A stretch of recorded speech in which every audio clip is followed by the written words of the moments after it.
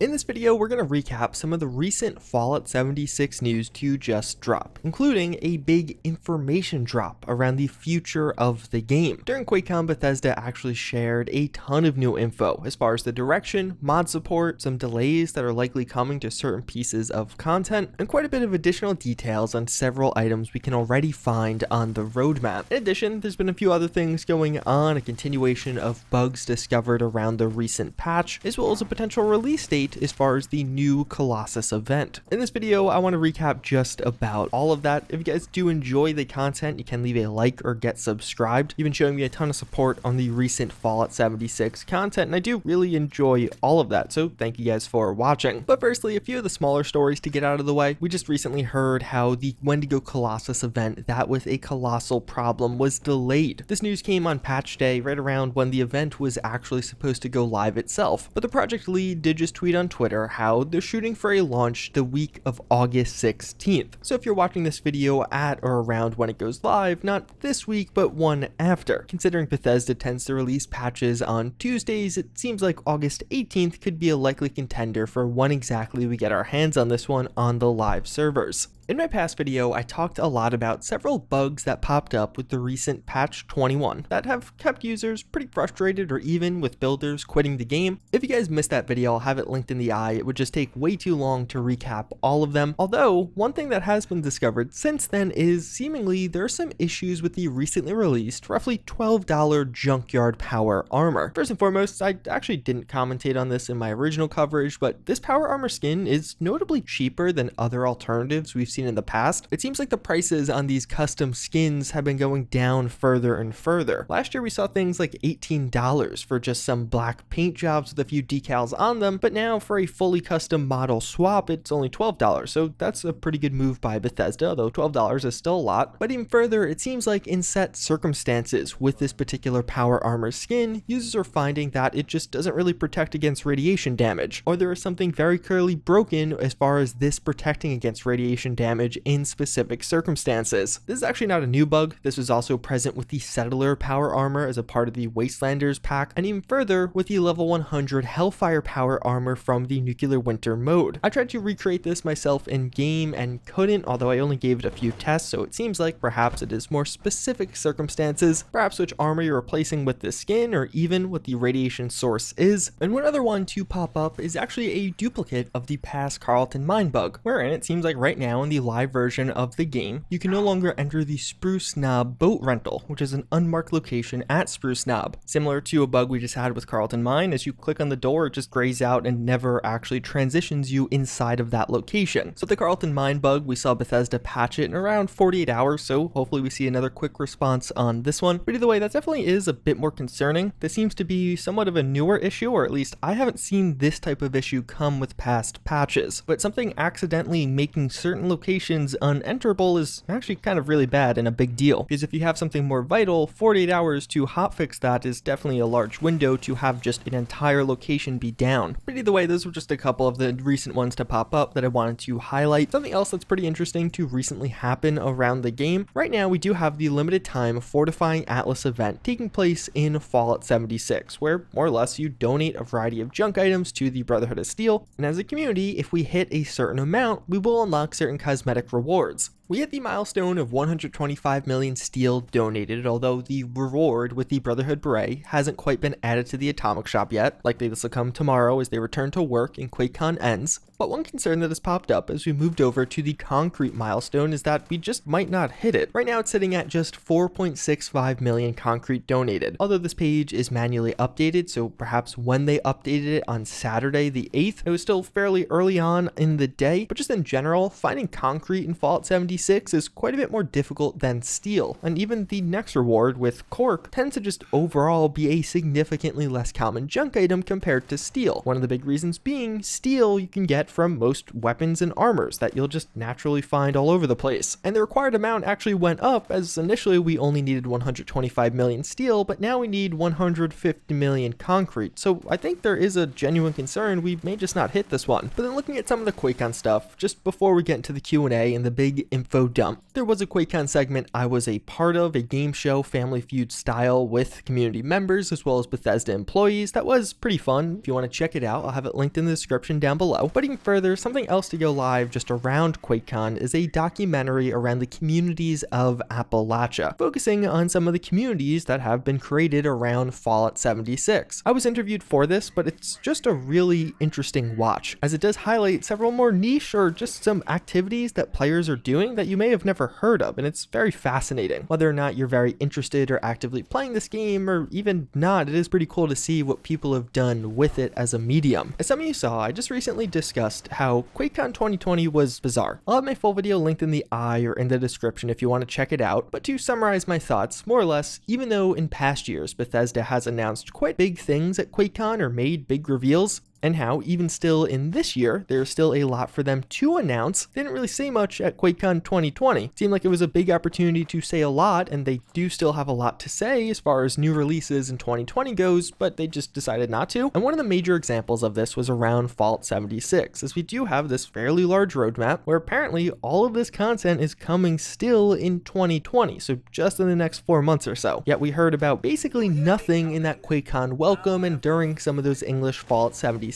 events. And well, yeah, because for one reason or another, the big Q&A or info dump from QuakeCon came during the Dutch Netherlands stream. So on the Dutch roadmap, or the Netherlands focused roadmap, there actually was a Q&A listed with Bethesda leads on Fallout 76, and we got an in English interview or Q&A as far as future content coming to Fallout 76, and that's where this big info dump comes. Which, what? Is this not incredibly confusing to anyone else? Like, there was a huge portion of the community looking for this, and although yes, we got it, it again was only on the Dutch-focused broadcast. Even though the interview, the back and forth itself is in English, the rest of that broadcast is literally in Dutch, which I'm going to assume not many of us actually speak. But either way, with that strangeness aside, looking at Fallout 76 itself, they do talk a bit about the future of Fallout 76, specifically this Brotherhood of Steel DLC, and what we can expect from it. They large in part talk about the Brotherhood DLC almost holistically, like Steel Dawn, which is apparently coming in fall, and then Fractured Steel, which is coming later in winter, or maybe not, almost as one unit, one connecting to the other. But one interesting drop was apparently how Steel Dawn would be the introduction of the Brotherhood of Steel, which we expected, but also coming in the next patch. And that's particularly interesting because then, if you look at patch 22 for Fallout 76, which is reportedly coming at some point in September, it will include One Wasteland, Fallout 76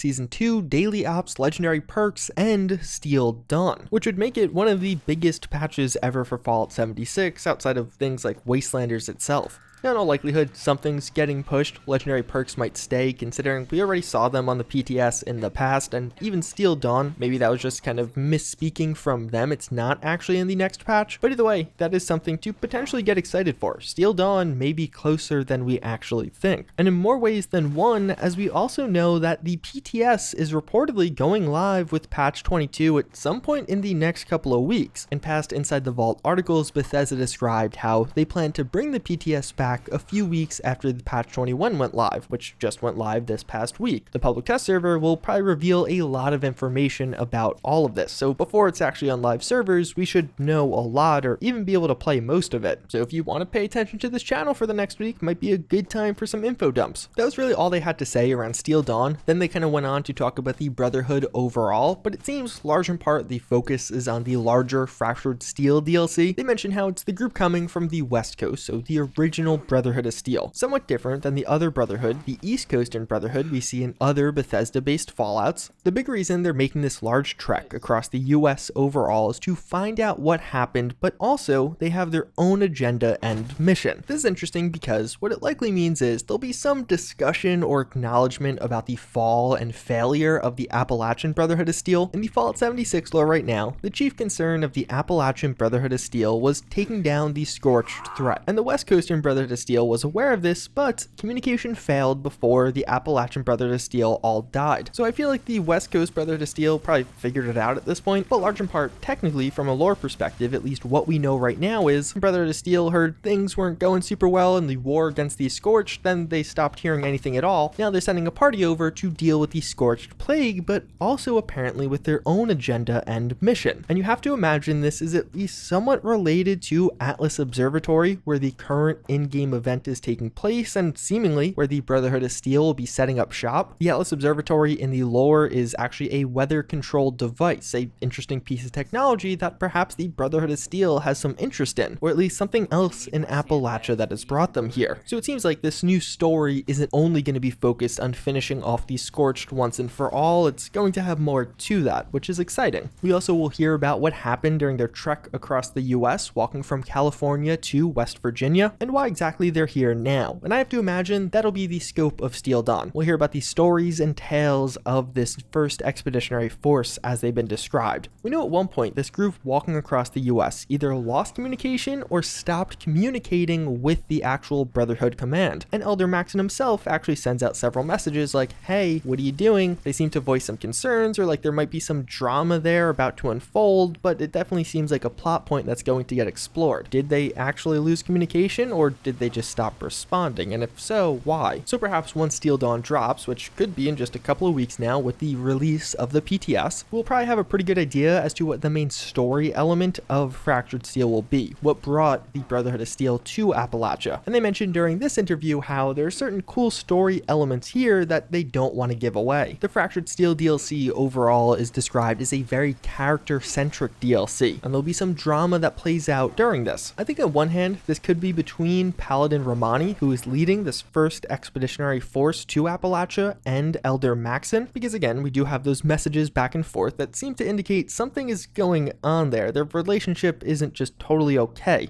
But further, it seems pretty obvious in that the big DLC is called Fractured Steel. What is fracturing the Brotherhood of Steel? It seems like a safe bet could be whatever brought them to Appalachia causes a divide once they actually get here. Perhaps the choices or decisions they have to make will align with some people's views, but not with others, or it could just be difficult overall. This larger DLC will include new armors, weapons, and light allies for camps. That light allies comment is interesting, as they do specifically describe them now no longer as regular allies, but light allies. It's not totally clear what that means, but I wouldn't be shocked if that means they're not going to have full-on storylines like Beckett and Sophia, the two major allies we got with Wastelanders, but rather they'll be more minor allies, which we also got several of with Wastelanders. But also something pretty interesting about this, they mentioned how they're planning to spread this DLC out across several patches, and how some of the content will come as it's ready. This is one of those interesting things I think a lot of us were curious about how Bethesda would handle going forward. In the past, when it came to some of those first year DLCs before Wastelanders, they were several week events. Like over the course of 2 to 3 months, every other week or every few weeks, we would have an update bringing something. But of course, with Wastelanders, we saw more of an approach where it was just one big update that brought all of that new content. But in the wake of that, as they've transitioned more towards multiplayer features, we are back to a almost once a month update schedule. But it seems like with this next big DLC, it may also have a periodic update schedule, not just one big update. And when it comes to more story-focused content, I could definitely see that rubbing people the wrong way depending on how it's handled. Like if we get a part 1 and then a part 2 of a certain story, I could see a lot of people hating they have to wait, but also it could be incentivized from Bethesda in that it's going to keep people playing your game or sticking around for the ending. Now, of course, from this, none of that is inherently confirmed. It is curious though, what exactly do they mean as it's going to be spread out across several patches? What exactly is spread out? But something else that immediately came out of this discussion was around expansion of the game area or the game world in the future. When it comes to just expanding the map of Fallout 76 itself, they describe how the map is so big already that there aren't concrete plans to actually make the game world any bigger, at least right now. But in fact, how they are experimenting with something that allow players to do one-off missions in a off-site locations. They voice technical hurdles around this, and it seems like somewhat it's not confirmed or totally decided internally if this will be a thing, but it is something actively being worked on, and they describe how the whole world would be included with this. So right now they're talking about a lot of very fun places they could take us in kind of more small bubbles, not a full DLC map, but rather you go to this one spot, do a few quests or do one quest and a mission there. Some of these locations would be straight fan service, likely returns to familiar spots in a different time because of Fallout 76's unique setting, also spots we've never been to, and they describe the whole world in that regard. So perhaps we actually go overseas somehow. It would be pretty interesting to have the first Fallout experience outside of the continental US. And you have to imagine what they're referring to with this are expeditions, which we could see right now on the roadmap. And I think this could be really cool. I've talked about this a few times now, but we basically saw this with Fallout 4's Creation Club, wherein via Vertibird discovered you could return to one small part of Fallout 3's world, that with the GNR Plaza. You had a singular quest there, took down some enemies, got some unique cosmetics from that world and from that past game, and then you could return to Fallout 4 and basically everything was the same. It was really cool. I actually did enjoy that one quite a bit, and it was a unique or interesting approach from Bethesda. I wouldn't be shocked if the Fallout 76 team will be looking very closely at that with Fallout 76 Expeditions coming potentially in the future. Although it also is weird to me that seemingly they're not even 100% sure if this is something they could add to the game, yet it does look like it's on the roadmap. I mean, it'd be weird for a feature called Expeditions to not actually take you outside of Appalachia. I feel like it is very much so implied by the name itself. But then we get into the more disappointing aspect of all of this, as they also do mention that this is all coming with the Brotherhood of Steel next year, actually saying this explicitly. So hopefully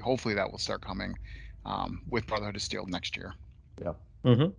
Okay, cool. Yeah, I would love to tell you. The locations you're talking about are fantastic, honestly. Really exciting. So again, maybe this is just them misspeaking, but it certainly seems like with how they're referring to the Brotherhood of Steel, and even after Expeditions, that it'll come with the Brotherhood of Steel next year. The Fractured Steel DLC, as well as the Expedition system, may be delayed until 2021. Now, I don't think anyone would be shocked by that. I think for many of us, as we saw that roadmap, and we saw that apparently all of it was coming in 2020, we were like, wait, really? Because that seems like a lot of content, especially now looking at it, to come out in just the next 4 months. Although interesting, this did release following the virus in May, so it's not like they didn't have an idea as to what working from home would be like. They do talk a bit about that, describing how working from home has definitely impacted the schedule of this year somewhat, partly with communication, partly with literal bandwidth, having to download the 40 to 60 gigabyte builds, and not everyone has super fast internet. But taking this all together, it definitely seems like that at least some of the Brotherhood DLC, as well as this Expedition system, is almost certainly now slated for 2021. We just haven't received that public-facing delay, and it probably is going to come in the next couple of months. Although it does make it interesting now when you hear those comments about apparently Steel Dawn coming in the next patch, because it seems like the next patch has a lot of content, and you don't want to see another issue where there's almost a content drought problem towards the end of the year due to delays with Bethesda. As just last year, we saw this same exact thing. A big DLC dropping in winter getting delayed until what eventually ended up being the first week of Q2 the following year. Overall, I don't think I'd be particularly disappointed if this got delayed. I think it's very understandable given the situation, but I suppose it's more so of a communication problem. One, the roadmap came out after the virus was very widespread, and Bethesda was already working from home for about a month. Even further, it is kind of weird to just get this news, at least initially, from project leads just talking about it coming out next year in an interview offhand. It would be pretty disappointing if we don't actually get official or formal confirmation for a couple of months still. I think acknowledging that, yeah, we can't actually do all of this year, sooner rather than later would be better. But at least for now, I would say that expecting some of this content next year is definitely the safer bet. Although some other details on content that is apparently coming in just the next couple of months and in 2020 in general, we do hear more about the Daily Ops feature, which again is reportedly coming with patch 22, so just in September. Daily Ops in general have been described as almost rotating dungeons of sorts, but outside of that, we don't know much about what exactly it entails. You have to imagine just kind of a dungeon will be at this location with perhaps special rewards, or it'll be a special public event of sorts, but then day to day or week to week, it'll switch which location it's taking place at, or at least that's what I interpret it as. They haven't really given any more details on what Daily Ops themselves will entail, but something they have revealed is that Vault 94 will come back as a Daily Ops mission, and it seems like Vault 94 is getting several changes with this. It's going to be different overall, so the missions you're doing will not just be a rehash or a repost of those past ones we had with the Vault raids, but even further, the Vault itself will be an unlocked and usable location. So previously, the only way to go into Vault 94 was to actively do a Vault raid, which typically involved a lot of enemies, sometimes a time limit, but now it's just going to be a place you could walk through, explore, and get the allure of, which I think is a very positive change. But even further, in a very similar vein, they describe how, although they're not sharing their concrete details just yet for Vault 96, it'll be quite similar. So it'll be a vault we seemingly will be able to go into and explore, and we'll have a rotating daily op mission there. And we have seen some changes going on with Vault 96, so I wouldn't be shocked if this is something we end up seeing sooner rather than later. The vault itself has been in the game, including its interior, since beta, so it definitely is at least somewhat done, and just recently we saw a unique Vault 96 armor come out of the vault, so perhaps these daily ops or rotating dungeons will in fact have unique rewards similar to the vault raids. I think it would be pretty cool if on a rotating basis, if you actually clear through or unlock enough points by doing certain dungeon clears, you could unlock some kind of cool or unique cosmetic to that location. It would definitely make it feel quite a bit more special. They also expand on One Wasteland, something else that is seemingly coming this fall. The interviewer asked if in One Wasteland, bosses will still feel challenging, which I feel like ironically is almost the opposite of community sentiment. I think a lot of people are concerned that One Wasteland will make the game way grindier, way harder overall. But either way, they actually share some pretty interesting details about One Wasteland in general. If you're not familiar, One Wasteland is more or less going to be a comprehensive rebalance of the game. So as you're going around the map and you run into an enemy, it'll be tuned to your level personally. So if you're level 100 and you're playing with someone level 10, you could both fight that enemy and do almost similar amounts of damage, and it might do similar amounts of damage to each of you, although there will be differences based on your build, based on how kitted out you actually are or aren't, but that's a rough idea of how it'll work. They're considering making it so the Scorched Beast Queen won't level down. So if you are level 5 and go to the Scorched Beast Queen, it's not going to be easy for you, it'll still be a crazy high level because it's meant to be a hard boss enemy. So although many other enemies might level down to you, this one might not. And it seems like there will be some flexibility or control over how close an enemy is in level to you. The different regions of the map will still have difficulty levels or challenge levels associated with them. So the forest may have enemies that are roughly the same level as you, where the Cranberry Bog, being the final or toughest region, may always have enemies that are slightly scaled above you. And even further, some of these regions, like the Cranberry Bog, may just not come down to the lowest level. They may only drop to something like level 30 and then no further. So if you are level 5 and wander over there, you'll still have an incredibly tough time. And broadly speaking, they describe how with One Wasteland, what they want to solve are random difficulty spikes you could find. So more or less right now, while playing the game, if a level 100 walks through an area, you'll get a bunch of high level enemies. And if you're level 5 and walk through the same area shortly thereafter, it might be incredibly difficult instead of the level 10 or so enemies you would typically find if you just walked there first. But even further, it'll make it so you can actually play with players of different levels. A brand new player that just started a new character, just got the game, can very easily and functionally play with his friends that are level 100 or 500. And I think that aspect in particular is going to be why this is a good addition to the game overall. My main concerns with One Wasteland are just Bethesda getting it right and not actually making the game overall way grindier or way more difficult for higher level players. Like in my situation, I don't want enemies to be any tougher than they are currently. The current difficulty is pretty good, very somewhat tuned build or some OP weapons that you can spend a lot of time grinding for or trading for. There were questions about mods, and it seems like mods are still not coming anytime soon. They more or less mention how they're still working on it and how they are actually devoting quite a bit of resources into this, and they kind of described it as a heavy lift, so something that is taking some time and going to be difficult. It's not going to be a simple drag and drop from the past games, so they can't just take the mod functionality from Fallout 4 and add it to 76 because now they have to deal with client-server architecture. And really all they mention on mods is to stay tuned. Seemingly there'll be more at some point.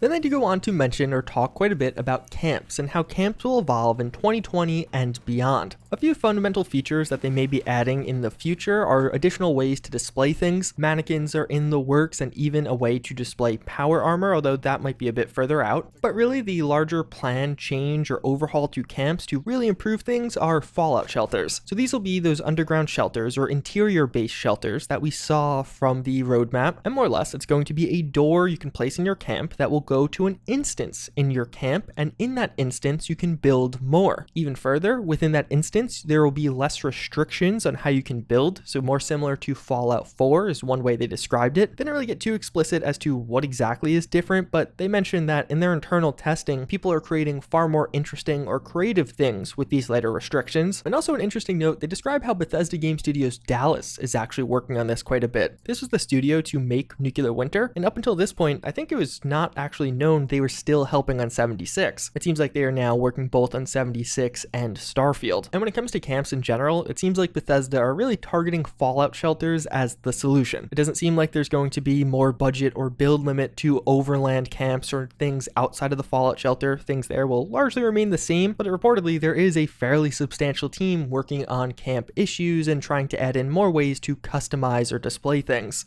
Although it does seem like a lot of this is definitely fairly far out, perhaps a 2021 feature. Outside of that, they described how they are starting to plan out 2021, but don't want to talk too concretely about what's coming, but a few things that seem to be implied to be in 2021. They describe perk loadouts as being something that is still a ways out, so I wouldn't be shocked if that gets pushed. There's some future plans around PvP. Right now, their major focus is on PvE, but they kind of described loosely how longer term next year, there will be some interesting opportunities for PvPers around some kind of new feature. Maybe it's a game mode. They're actively working on something that may interest PvPers. Bethesda did another interview during Quakecon with the Fallout Hub podcast, and reportedly during this interview, they actually go a bit more in depth on PvP features, although the longer version of that interview is yet to be posted, but could go live in the next couple of days. During Quakecon, we got a snippet. It kind of goes over similar things to what we saw during this Bethesda Netherlands interview, so although for now that's all we really have on these PvP features, we'll likely have quite a bit more in the next week or so. One of the other pretty interesting questions that I think will just tickle people's fancy is, it was asked, how often do the Bethesda employees actually play the game? This wasn't really meant in a malicious way, but a big community narrative is Bethesda doesn't play their game just due to the insistence of some random bug or something that should have been obvious if you actually do play the game. They mention how they are playtesting the game constantly during the workday, and some even play during their lunch. And in fact, Bethesda overall apparently has mandatory playtests once a week, so all teams across Bethesda game studios overall, not only in Austin, do have a certain day where they are required for some amount of time to actually play their games and get familiar with them. Not really super revealing. I don't think they would have said if they don't play the game, even though I think many people do suspect that, or at least that's a community narrative, but just interesting or entertaining that they did answer that one. And it is important to remember, during this interview, it was a Bethesda employee asking the questions and then other Bethesda employees answering them. But then lastly, I wanted to include at the end a few things they described as not coming. New feature requests that are pretty common, but Bethesda kind of shut down here. One that's actually a little bit different and not really something I think people are suspecting, but before Wastelanders, back in the original vanilla Fallout 76, there was actually a plan to make it so the Overseer would be a playable character by devs. So a Fallout 76 developer could be in a Fallout 76 world as the Vault 76 Overseer, and for you it would just pop up as a random NPC, like she was just exploring the world, which from a story perspective is what she was doing, but in fact it would be another human at Bethesda playing her. I think that's an awesome idea. It's kind of sad they didn't end up doing it. They describe how it wouldn't be sustainable. The servers are only 24 players, there are probably thousands of servers around launch, so it'd be more of just a one-off rare site, not something they could consistently do. But I think little one-off rare encounters like that could be pretty special. There's a question around more character slots coming to the game. They described thinking about it, but there's no concrete plans, so probably not, and certainly not anytime soon. There's a question around the game going free to play. They said they're not considering it at all right now, and the game is doing very well. Then actually from that Fallout Hub podcast, there was a question around guilds, or if there's going to be a way for users to more explicitly identify with a certain faction. They mentioned how it's a common conversation they have behind the scenes, but they're not ready to confirm or deny anything.